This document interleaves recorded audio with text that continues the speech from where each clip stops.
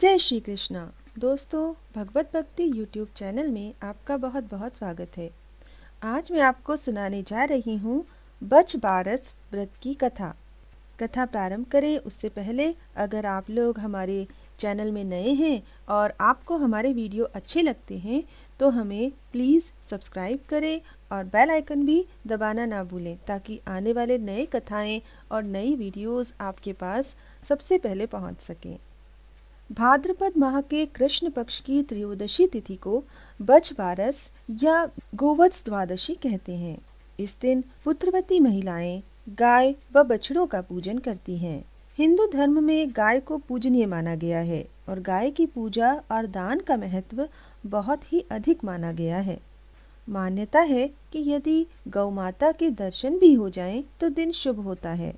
पुराणों के अनुसार गौ माता के पृष्ठदेश में ब्रह्मा का वास है, गले में विष्णु का, मुख में रुद्र का, मध्य में समस्त देवताओं और रोमकूपों में महर्षिगण, पूंछ में अनंतनाग, खुरों में समस्त पर्वत, गौमूत्र में गंगा आदि नदियाँ और गौमय में लक्ष्मी और नेत्रों में सूर्य चंद्र विराजित हैं।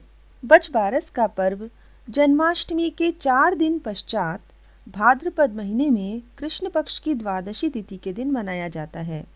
बछ बारस के दिन पुत्रवती स्त्रियां अपने पुत्रों के सुख और दीर्घायु होने की कामना करती हैं।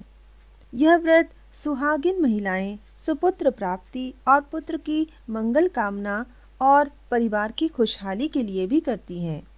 इस दिन गाय का दूध और उससे बने हुए पदार्थ जैसे दही, मक्खन, घी आदि का उपयोग नहीं किया जाता।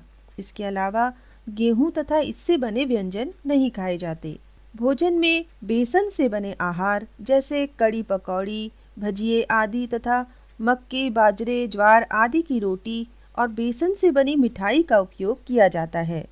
भोजन में चाकू से कटी हुई किसी भी चीज का सेवन नहीं किया जाता। इस दिन अंकुरित अनाज जैसे चना, मोठ, मूंग, मटर आदि का विशेष उपयोग किया जाता है। इस दिन कुएं का पूजन भी किया जाता है। कुएं के प्रतीक के तौर पर घरों के बाहर गोबर से घेरा बनाकर उसमें पानी भरकर पूजन किया जाता है। यदि गोबर न मिल पाए तो एक पाटे पर मिट्टी से बछबारस बनाते हैं और उसके बीच एक गोल मिट्टी की बावड़ी बनाते हैं। फिर उसको थोड़ा दूध, दही, पानी से भर देते हैं। फिर सब चीजें चढ़ाकर पूजा करते हैं। घर के सभी उम्र के बच्चों को आओ रे हमारा हंसराज बछराज कहकर पूजन स्थल पर आमंत्रित करते हैं। पूजा करने के लिए सुबह जल्दी उठकर नहा धोकर स्वच्छ कपड़े पहनकर दूध देने वाली गाय और उसके बछड़े को साफ पानी से नहलाकर शुद्ध कर उन्हें नए वस्त्र ओढ़ाएं, फूल माला पहनाएं, उनके सींगों को सजाएं और उन्हें तिलक करें, उनकी पूजा आरती करें। गाय के पैर धोएं और गौमाता के पैरों की धूल से खुद को तिलक लगाएं और कुएं की पूजा करें।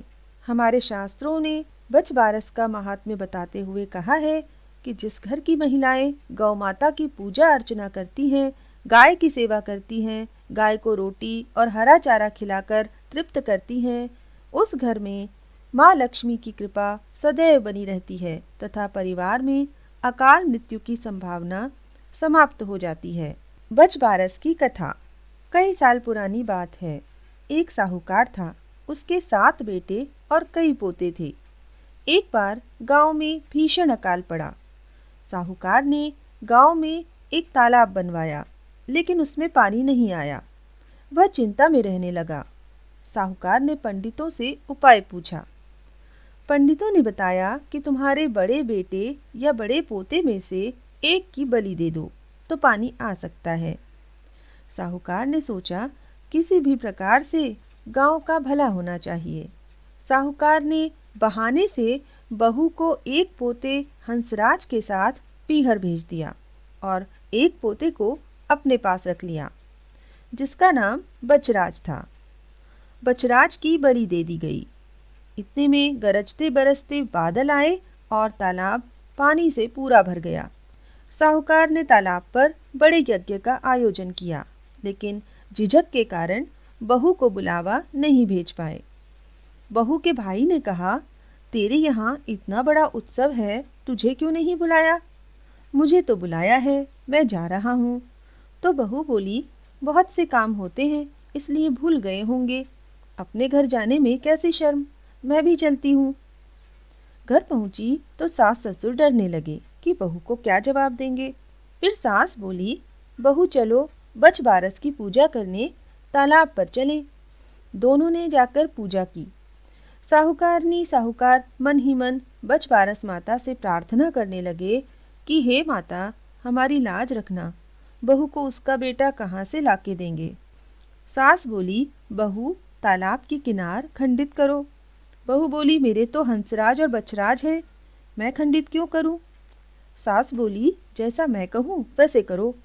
बहू ने सास की बात मानते हुए तालाब और गाय की पूजा कर तालाब का किनारा खंडित कर कहा, आओ मेरे हंसराज बछराज, लड्डू उठाओ।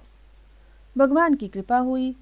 तालाब की मिट्टी में लिपटा बछराज व हंसराज दौड़े दौड़े आए। बहू पूछने लगी, सासू जी ये सब क्या है? सास ने बहू को सारी बात बताई और कहा, भगवान ने मेरा सत रखा है, इसीलिए बछ बारस की पूजा में महिलाएं गाय के गोबर से तालाब बनाकर पूजा कर किनारा खंडित कर उस पर लड्डू रखकर अपने बेटे से उठवाती हैं। हे बछबारस माता, जैसे साहूकार साहूकारनी की लाज रखी वैसे सबकी रखना। बछबारस की दूसरी कहानी। एक सास बहू थी। सास को गाय चराने के लिए वन में जाना था। उसने बहू से कहा, आज बछबारस है, मैं वन में जा रही हूँ, तुम गेहूं लाकर पका लेना और धान लाकर उछेड़ लेना। बहू काम में व्यस्त थी, उसने ध्यान से सुना नहीं। उसे लगा सास ने कहा गेहूला धानुला को पका लेना। गेहूला और धानुला गाय के दो बछड़ों के नाम थे। बहू को कुछ गलत तो लग रहा था, लेकिन उसने सास का कहा मानते हुए बछड़ों को काटकर पकाने के लिए चढ़ा दिया।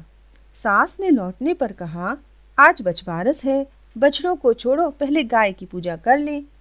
बहू डरने लगी, भगवान से प्रार्थना करने लगी कि हे भगवान, मेरी लाज रखना। विनती सुनकर बछबारस माता को उसके भोलेपन पर दया आ गई। हांडी में से जीवित बछड़ा बाहर निकल आया। सास के पूछने पर बहू ने सारी घटना सुना दी और कहा, भगवान ने मेरा सत रखा, बछड़े को फिर से जीवित कर दिया। इसलिए बछबारस के दिन गेहूं नहीं खाए जाते और कटी हुई चीज़ें नहीं खाते। गाय और बछड़े की पूजा करते हैं। खोटी की खरी, अधूरी की पूरी। हे बछबारस माता, जैसे बहू की लाज रखी वैसे सबकी रखना। बछबारस माता की जय। गौ माता की जय।